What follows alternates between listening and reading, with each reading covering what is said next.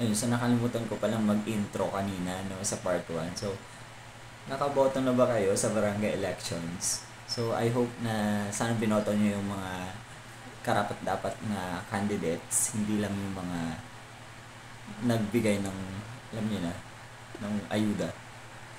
Ayuda, meaning yung vote buying. Yeah, so let's continue. This will be the part 2 of my reaction to episode 4. Atin-atin lang, life on tour. So, kung hindi nyo pa napapanood yung part 1, nasa YouTube channel ko lang po, nasa baba. I-click nyo lang po at hanapin mo ito. Meron naman po yung sign na 1, 1, 2.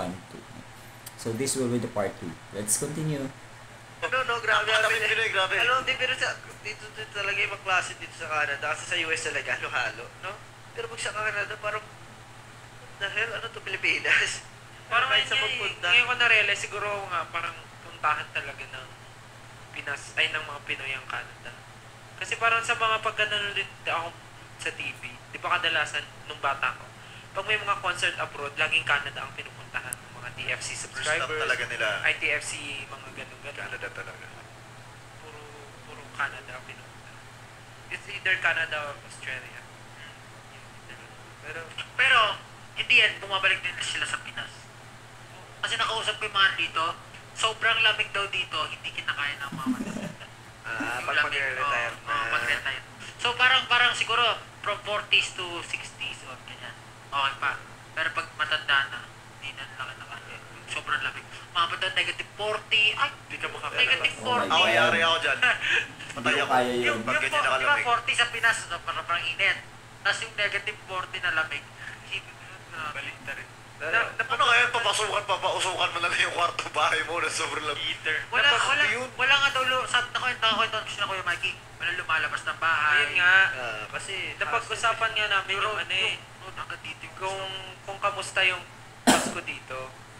Sabi nila, mas masaya pa rin daw sa Pinas. Pinas pa rin. Kasi pag sa Pinas, pag Pasko, yan, gala ka kahit sa Gala, bahay, may gala. kikain ka. Grabe nga lang. Sa labas kayo mo yung pwesto, sa labas kayo nagkakainan, nagkaraoke dito pag Pasko. Wala, Sa malamig. bahay. Sa bahay lang kayo, di Eh, makakalabas. malamig ang Pasko. pero meron din mga activities dito. Pero sa loob lahat ng bahay. Ay, sa loob lahat. Alam ko na ngayon bakit yung natin slogan sa Pilipinas, it's more fun in the Philippines. Kasi Totoo. lagi, Buhay na buhay. yung mga Pilipino dito, mapapansin mo, lahat kasi yung mga even yung mga kawari, yung mga sa US, yung mga kamag-anak, ang lagi sinasabi nila, parang walang spontaneous dito, labas. Kailangan lahat nakaschedule. Planado. Kasi lalayo ng Kasi lugar. Bukod doon, maraming trabaho. Babagay yung trabaho nila minsan triple multiple jobs, jobs. 2 jobs Kasi naman. mahal din naman. Yung misconception na inaakala ng mga tao sa Pilipinas, pag nandito sila sa Amerika, ay yayaman yung mga yan. Pero sa totoo lang, ang hirap din ng ginagawa nila dito. Lahat sila yung mga, let's say, OFW man yan, o nandito na sila nakatira. Oo, mas malaki lang yung currency nila sa Pilipinas. Nag-iipon sila bago sila umuwi. Pero hindi sila yung tumatay ng pera dito. Totoo. Pero sabi din nila, sa sobrang wala daw magagawa dito, kaya din kumukuha ng maraming jobs. Yun Kumbaga, nga. totoo nga akala kasi wala masyado. Diba dito, walang Walang bus, timbangan walang mga bus. masyado, walang Kailangan timbangan. dito may kotse ka para pumunta ka sa isang lugar. Kasi ano, Saka di ka mapapahal makatambay rin na dito, doon. unlike Pero sa Pilipinas. mga iba, Vancouver, Ayun. Edmonton, ayun yung ano, ayun, yung mga medyo meron Subway. naman. Okay pa rin naman sa Toronto, okay pa rin naman doon. Pero yun nga, yung mga kalimit, kasi nga, siguro snow, hassle, lagi. Parang dalawa lang na yung season Madulas. dito eh. Summer, winter. Pero may fall din naman. Tapos, pero yun na yung lagi nila sinasabi, ganun, parang dalawa lang. may isa pa akong nakuha na ng kwento. Ito, from Pinoy na nag-migrate dito, tapos na culture shock siya. Or nagulat sa kanya, no? So, syempre, summer noon, mainit. Nagpayong siya. Tapos tinanong siya ng lokal dito na, ba't ka nagpapayong, dear? Hindi naman umuulan. Nagpapayong lang sila dito tuwing umuulan. Hindi sila nagpapayong kapag maaraw. Kasi sila pag gano'n, naarawan sila, namumula lang sila eh. Yung Pinoy, pag naarawan, nangingitim. Nangingitim tayo. Ba't kaya gano'n, no? Yung mga ibang Pilipino nga Kaya ako, dito, nagbibilad nga sila dito pag mainit yung eh. mga di ba? Pilipino dito, takot pa rin umitim, napansin ko. Actually, parang yung sunburn, parang mas kaya ng balat nila kaysa sa balat natin. Tayo, pag tayo sa Pilipinas, pag di tayo nag-sunblock sa beach, sunburn tayo eh. Sila, bilad talaga sila eh. Yung mga nakaupo, sobrang init tapos nakaupo sila sa labas. May upuan sa labas, di ba? Yung mga parang park, tapos, di ba, pag walang trees. Papaano sila, papaano. Pero siguro naturally yung skin nila. Hindi ko alam siya, pero Is kaya yung araw. hindi lang sa gano'n, pero yung iba talaga yung parang yung may mga polar bears, big grizzly bears, mga gano'n, yung parang different. iba talagang klase yung ano nila. Hindi sakit sa balat yung araw eh. Pero dito, basta dito. Pero napansin ko yung araw dito sa Canada, hindi harsh, kagaya ng sa US. Hindi, dito sa mismo dito. Sa Calgary. Sa ibang part, yung east or west or north. Medyo. Hindi, simula nung nag-Canada tayo, parang hindi ako masyadong nasaktan sa araw. Oo nga. Kasi yung pinakamainit na dito, Ako nga nasa, eh, di ba? Ako. yung pinakamainit na dito na summer ngayon 20 degrees. Or Pero sa Dallas, ibang klase yung siyempre. Ayun talaga. Dallas talaga. Yung Dallas, Parang gates of hell talaga. top ka dun eh. Oo, kaya maintindihan mo rin yung ano Dahil yung outfit nila eh. Mga cowboy talaga sa init ng araw. Ayun nung ano. So, alam mo na ba siguro, ang lalaki ng sasakyan doon. Mapapayaw ka talaga. Lahat, ano, parang Kaya pala, pool. ihaw pala, ihaw! Iyaw! Gagano'n Oo. sila. Iyaw! Kasi may parang kayo iniihaw sa Tsaka, ano, mahilig sila sa mga barbecue doon, di ba? Pero ano po, hindi kasama ng joke. Hindi, may naisip ako yun. Nakalimutan ko. Galing. Galing, solid. Yung band ba, yung napakaganda. Grabe. Parang naririnig mo yung pag nag-aapat ng snow, naririnig mo. Yung lane ito totoo eh, no? Yung pag, ano, ano to? Kala mo painting eh. Grabe. Yun yung makikita mo na painting lang sa nakadikit dati sa mga bahay niya. No? Pero dapat ata pinagbaliktad natin schedule natin. No? Ayun nga, Tuloy sabi tayo nga, sabi nga nila ni Miss Debbie na dapat nung muulan tayo nag-outlet. Kasi hindi naman natin kailangan lumabas. Oo. Tapos ngayon tayo nag-bank kasi hindi natin nakita yung ano dahil doon sa foggy. Pero mahirap din kung ngayon tayo nag-Banff or nag-Lake Louise. Bakit? Kasi nung nag-Lake Louise tayo, nung oras tayo nakauwi, almost 12 na. Eh, maaga flight natin bukas. Yun, nung last natin, itong Edmonton, merong nakahatak sa leeg. Ito ka. Beso siya. Usually kasi na ano ko, baka kasi ma-misunderstood ng mga fans, di ba? Parang, di ba, hindi naman siguro mapigilan yung bugso ng damdamin. Parang, may hila ka talaga nila. So, may time na nahila ata ako sa leeg din. So, nagulat ako kasi hinila ako sa leeg. Nagulat ako, tapos nakita ko din yung mukha niya na parang nagulat din siya. Or parang, baka natakot siya sa akin, baka inisip niya nagalit ako. Pero, hindi naman nagulat lang talaga ako kasi sa leeg mo naman kasi okay lang naman sana Sa leeg talaga ako shoulder, okay. grabe sa leeg eh. Sa Edmonton din ba yan? Itong last? Ito kasi parang- last. Gulat ako. Grabe. Parehas tayo, lahat tayo may rato sa leeg eh. Meron kasi Hindi, pero napansin mo nga ganun, yung mga Pinoy dito, parang very, for the lack of Aggressive, excited. Longing. Oh, Baka parang excited very lang. excited Baka for the lack of excited. term, medyo Naintindihan aggressive naman. na nga rin. Na, kasi nga, bihira lang tayo dito, tapos first time na tayo makita. Unlike sa Philippines na, mas alam na nila, unlike dun sa dito. Parang yun napansin ko. Actually, Pero happy naman ako na ganun din sila. Kumbaga, Talagang excited. malalaman mo na masaya talaga Happy, sila happy sila nakita. Ako nung nakita ano, nila kami. Nung last sa Edmonton, yung photo op, parang tuwa-tuwa ata yung yung fan, si ate. Lumapit siya, di ba nasa likod. Di ba pagka-photo op, alam niyo naman nakamahay ako. Hi, uy, kamusta? Sabi niya sa akin, Stan! Uy! Ganoon ako sa likod. Sabi ko, uy! Sabi niya, tapos nakita niya yung tsura ko na Ginatukan. nasaktan ako. Sabi niya, ay, sorry! As in, lakas ng palo niya. Pero okay lang naman. Kasi bukso ng damdamin.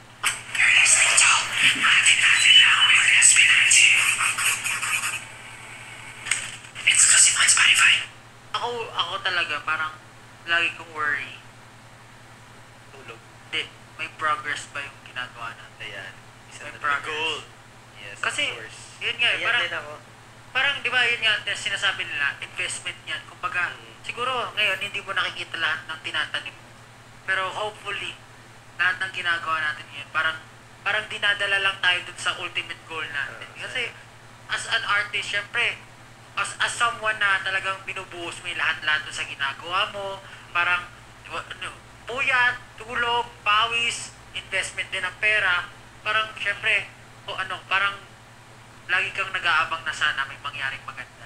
Kaya pag nakakadinig tayo ng good news katulad ng Boston, katulad kay Jake, sobrang nakaka-excite. Kasi parang masabi mo na, meron talagang, parang nagkakaroon tayo ng traction or umiingay din tayo or napapansin na tayo ng mga tao. Nagbubukas yung opportunities. Yung isa rin na mas marami yung foreigner kaysa Pinoy. Amazed na amazed ako Amazed doon. din ako doon. Sabi ko, Sobrang amazing. parang mga notable siguro na cities na marami yung foreigners. New York, yung Dallas, Chicago rin. Ano ba ba? Yung ano, LA din. LA, oo, LA din. Sobra. San Francisco, okay din. Actually, sobrang ano, no? Yung mga... Yung LA ay yung ba yung pinakamarami or Toronto? Toronto yung pinakamarami. Second LA. Nakakatuwa pag na-full house namin. Siyempre, yung mga Pinoy naman, yun nga, lagi nila sinasabi na proud sila sa atin. Nandiyan naman sila lagi para supportahan tayo. Pero, pag nakikita ko na nagtra-traverse na or nagtra-transcend na yung music natin sa ibang lahi, yung talagang amazing. Kasi, syempre, yung Filipinos dito, alam nating madami, pero maliit pa rin yung populasyon nila compared dun sa mga lokal Lokal. talaga. And yung makuha mo yung mga lokal, makinig sa'yo, manood ng concert, ulit yun. Kinilibutan ako doon, promise. Nung una, nag-worry ako kasi ang daming pumuntahan, daming stay, tapos parang struggles. More than a month mawawala sa Pinas. Pero, ano nga, yung una kinakabahan ako. Pero ngayong na-experience ko siya, parang ang saya pala. Parang, syempre, hindi ko naman ito ma-experience kung hindi dahil sa SB19. Pero, dahil na-experience ko na siya, iniisip ko na lang na i-cherish na lang yung moment. Like, sa totoo lang, kasi iniisip ko pag tumanda ako, magagawa ko pa ba yun? So, Totoo parang yan, ganun. totoo yan. So, parang ngayon, lahat ng ginagawa ko, iniisip ko na lang na hindi ko lang to ginagawa dahil mission to ni SB19, kundi ginagawa ko rin to para sa sarili ko, parang ganun. Parang, oo. Kasi, bukod naman sa magpasaya tayo ng tao, ng fans, nandito rin naman tayo para ma-experience yung ganitong bagay habang bata pa tayo. So, ngayon, iniisip ko rin naman kung meron bang improvement to or kung sa career natin, malaki yung impact nito. Iniisip ko rin naman yun. Pero, ang mas tinataga ko na lang sa isip ko na nandito na tayo ngayon, kahit sino man yung taong nanonood sa atin, ilan man, tao pa rin yun. Like, someone pa rin sila na nabigyan natin ng impact or something na na-inspire natin. So, yun. Parang ine-enjoy ko na lang yung moment talaga. Kasi, sa totoo lang, hindi ko nga inisip na mangyayari talaga sa atin. Pero ngayon na nangyayari, good thing siya and happy. Parang lagi ko rin nadidinig yung phrase na strike the iron while it's hot. Parang, yun na lang din na yung nagiging motivation. Kasi, naalala nyo yung meron tayo yung sunod-sunod talaga, concert, busking, concert, wish bus. Tapos, alam ko na nag-fail na talaga yung katawan ko, yung boses ko, na hindi ko na magagawa yung best ko. Pero pag nakikita mo na may sumusuporta sa'yo, parang Gagalingan mo gagalingan mo. talaga. Tsaka, yung thinking na, nandito na kami ngayon. Dati, nandun lang kami sa, nagpa-perform kami sa mga, private event na walang pumapansin sa amin. Ngayon, basking, ayan, ang lahat ng attention na sa atin. Parang sabi ko, gagalingan ko na. Hindi natin alam kung sino pwede makakita sa atin, makapansin natin. Kahit pagod na pagod, kahit nasakit-sakit na yung panganak ngumiti, di ba? Minsan ka na. Tsaka, yung minsan nga nare-realize ko, di ba, minsan nagbibiroan tayo, pagod na ako yun. Pero deep inside, ang saya-saya mo naman kasi achievement pa rin siya sa buhay. Parang yun. Tapos ayun din, isa rin sa happy ako, yung mga tao kasama natin sa team. Kasi kumbaga lagi nila sinasabi, yun nga, parang sinasabi nila, iniingatan nila yung career ni SB19. Kasi kung hindi dahil kay SB19, wala rin daw silang work. Tapos na-realize ko yun, parang tayo din, kung hindi tayo pursige before, siguro hindi natin to naabot. And hindi rin natin madadala yung mga taong kasama natin ngayon sa lugar kung nasan din sila ngayon. Kasi, syempre, hindi naman natin masasabi na tayo lang yung nangarap nito. I'm sure sila rin, parang dream din nila to. Yan, kagaya sila Ate Lorraine, sila Kuya Bene, dream nilang makanood ng mga musical, mga theater sa New York na ngayon, nagagawa na nila. Parang ganun. Kaya, thankful din sila sa atin. And vice versa, thankful din tayo sa kanila. Kasi, di rin naman natin expect na may mga ganun tayong taong nakatrabaho sa ganito passionate.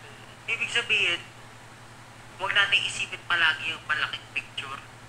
Kasi minsan, hindi natin napapansin na lagi natin iniisip Yung na small wins. sana may nangyayari. Pero yung pala, may nangyayari na. Yung sa mga tao sa paligid natin na nababago rin pala natin yung buhay nila. Siguro dahil, siguro kasi parang pag yun nga, gaya na sinabi mo na, iniisip mo na, kumbaga may expectation ka na.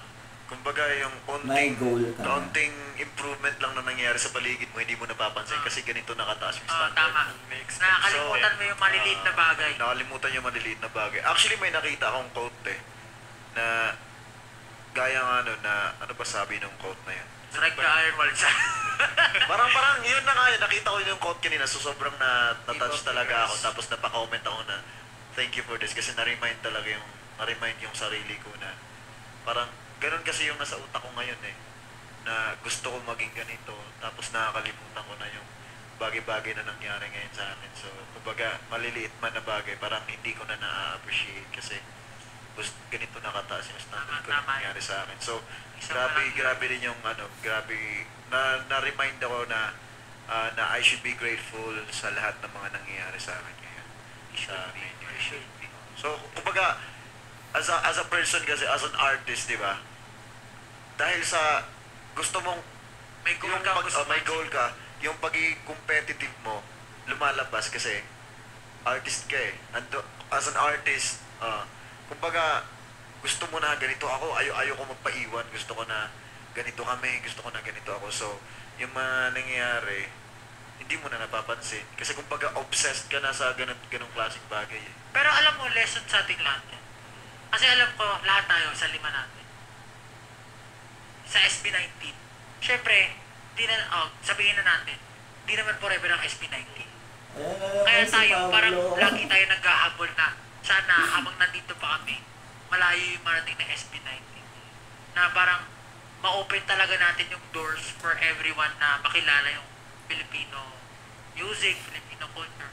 Pero yun nga, parang katulad din na sinabi ni Stel, hindi naman din natin ginagawa to para lang dun sa goal na yun.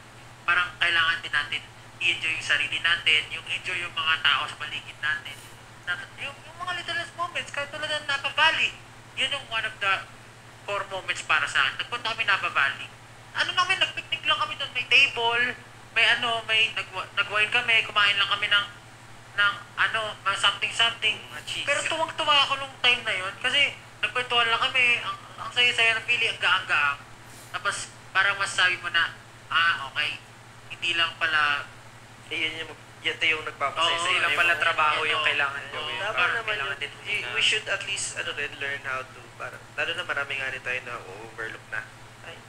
Hindi na natin napapansin na, ganito pala iba nangyayari. Kailangan din matuto tayo na appreciate yung mga simpleng bagay, yung mga band nga eh. Ganun. Actually, kahapon, nagsialisa na kayo, inyo tinma yung nag-quote ako. Nag-vote ka nga daw eh. Cold na. Ayun nga, kahapon na ano ko rin yan.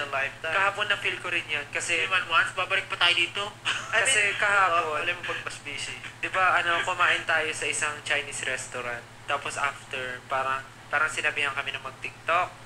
Tapos parang kami sabi ko, TikTok na naman, nakakapagod. Kasi parang, tapos ako normally, hindi naman sa... Napapagod ka rin pala sa TikTok. Hindi sa napapagod kasi laging ako yung nagti-TikTok sa official. Parang syempre gusto ko iba naman. So dahil wala rin namang ibang gagawa, tayo nandun. So sabi ko sige gawin na. Tapos nung nakita kong G kayo dalawa, sabi ko okay naman pala sa kanila. Kasi ako ayoko rin mag-TikTok pag nafe-feel kong wala rin, pag ayaw napipilitan lang din. Diba? Pero dahil G nga kayo kahapon, di nag-TikTok na.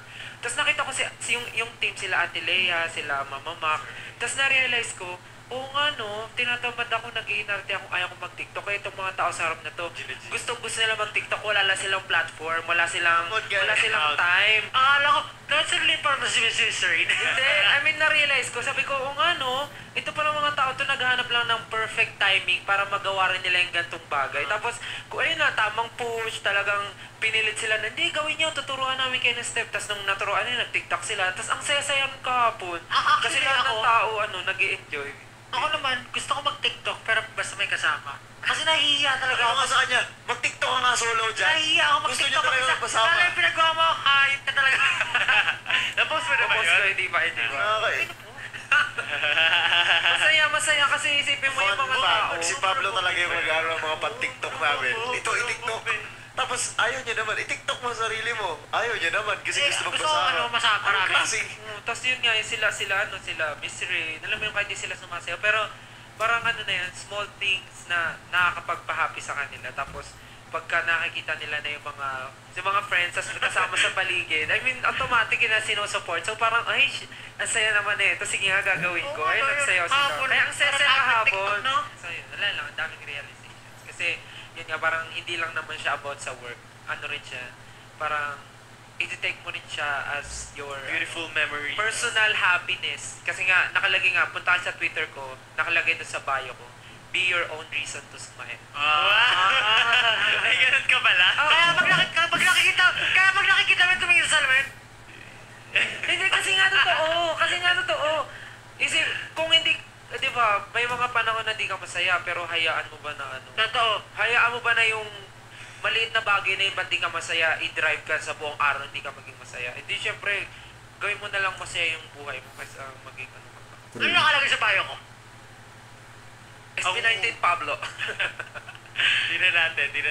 Ano nakalagay sa mga bio nyo? Parang tumatawid na tayo sa ano. Let's talk about anime. Ano na to? Resolution na to. Let's talk about Ano yung Brad Kids? ano? Sa kanya, SB19 special Brad Kids. Maraming mahirap. Chill. Honestly, mas maraming mahirap dito. Hindi siya workload, mas Mas madami, oh. Pero yung... Mas marami rin tayong lang na happy times. medyo mas natutunan tayo sigurong Hindi, alam mo kung bakit? Kasi yung hardships, magkakasama tayo. Hindi, tsaka yun.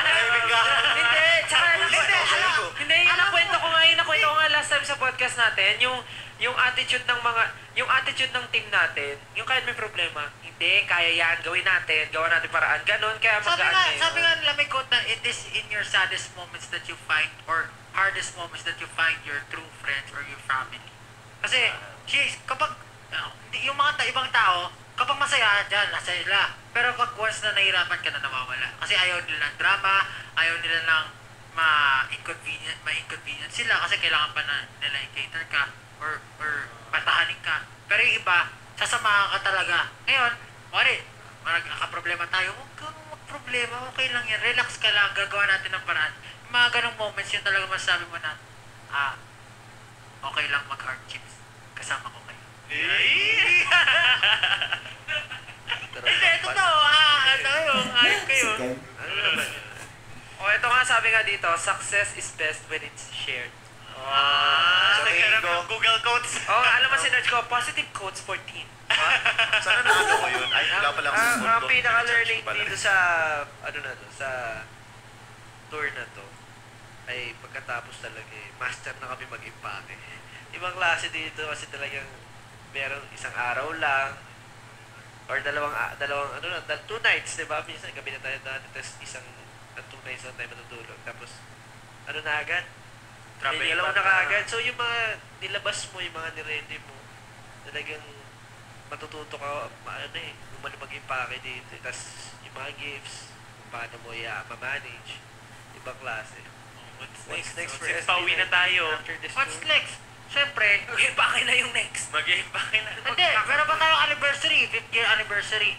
Pero siyempre gusto rin natin pumunta sa ibang bansa. Sa Asia naman. Asia. Solid yan. Pwede yan. Feeling ko mas madadalian tayo doon in terms of food. Pero alam nyo, Pero sa communication, alam nyo, Mas mahirap. ang ganda ang sobrang positive ng feeling ko sa Asia. Hindi ko alam kung bakit. So, negative to. Hindi, I mean, alam mo yun, parang dito kasi, nervous ako eh. Pero sa Asia, parang nagigigil na ako. Paano? Parang Paano gusto ko na, higigil? parang feeling ko, and nakita ko dito, parang pinatibay na tayo ng US, Canada tour. Pag dinala natin yung show natin, hopefully madala natin yung mga dancers natin at kung sino pa para mapuno yung hopefully. Si Kuya Jay. Please. ma-witness nila kung ano yung talagang kaya ipakita ng SB19, na buong SB19 team na show. Tapos, kapag nagustuhan nila yung show, diba, parang pag nakuha mo yung audience na yan, yan na ang simula ng world domination talaga. So, maganda nga na madaanan natin, ma-introduce natin. And, good thing din yung timing kasi kumakalat yung ghetto sa Asia. Ito, actually, the whole world. Tsaka ano rin di nyo rin makakailan na marami rin Pinoy na nagkalat sa Asian country. Kaya nga sinasabi ko sa inyo, pre, dapat umimbento na tayo ng hand sign. Para yun na yung gagawin ng iba-iba. Yung mga Korean, hindi na sila Utos nga, di ba? Utos? Hindi na sila mag-finger heart. Iba na yung gagawin nila. Meron ngayon sa Pilipinas, Wala pa na maisip. pogi, Ano talaga pogi ibig sabihin? Pogi. Pero sa ibang bansa, pogi rin, o hindi? Approve Pinoy ng lang. face, parang hindi. Sa atin lang. Sa atin lang. Approve Hindi, ng okay lang. Sa gano'n ka na ngayon. Okay lang. So, hindi naman siya mukhang mayabang pag ginawa mo siya. Baka pwede natin gawin siyang Hindi lagi naisip, baka mukhang mayabang. dati. Baga, confident mo sa sarili na whatever. Parang nung bata ako, Kumbaga, kahit anong appearance mo, pre, medyo mayabang. approve ka sa appearance mo, Ang tanggap mo problema, sarili mo. ang problema Kumbaga, kasi doon, Dre, ganun. tayo yung pinupuri natin dito. Yun yung sa Korea na ginagawa nila. Sinisend I nila love ng heart. you. So, kailangan, Yugi, pogi ka, o gano'n. You're Diba? beautiful. it's something like that. Yung, Ah. kasi, this is, para ito, Basta, assignment yan, kailangan makaisip talaga. Excited po. Ako excited. Oh, excited ako sa Japan. Pero excited Ako, din. Pilipinas. Saka gusto ko malaman kung gano'n rin kadami yung fanbase Asian. ng SB19 sa Japan. Oh, sa Asia. Ay, imagine ko na, kumakanta lahat ng mga Asian, no? Parang Thai. Ghetto! Ghetto! Ay, Pero nakakapakit yung mga Kokogento stans. Kokogenta. Mga bata Kokogento. Gento, yun. Kokogento stans. Marami rin Kokogenta talaga. So, sorry sa Koko. Kasi wala na. Nalita na ng gento ng mga bata. Yun Podcast ang, episode. itong atin lang, ang last episode ng aming podcast ay puno-puno ng aral at experience dito sa aming tour. And Last na sa to? lahat po ng naganap sa amin, na pagkwentuhan namin ay sana ay marami po kayong natutunan, marami kayong saya na nalikom. Saya na nalikom. Nalito. Tsaka sa gaya ng mga Makatayan. nangyayari namin as an artist, I hope na despite sa weight ng pressure na nararamdaman natin, I hope na hindi mawawala yung sanity natin lahat. Saya. And stay sane, and ayun, gaya ng lesson na nakuha namin, kahit ano man mangyari, huwag natin kalimutan yung mga nangyari sa paligid natin, gaano man kalit yan. And ayun, focus lang sa sarili nyo kasi kilala nyo yung sarili nyo the best. Love yourself. Yep, love yourself. Ano ba? Di pa ba nawala yung sanit? Ayan.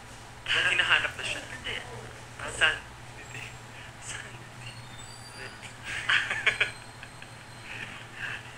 Nagpapasalamat ako dahil ginawa rin natin tong content na to.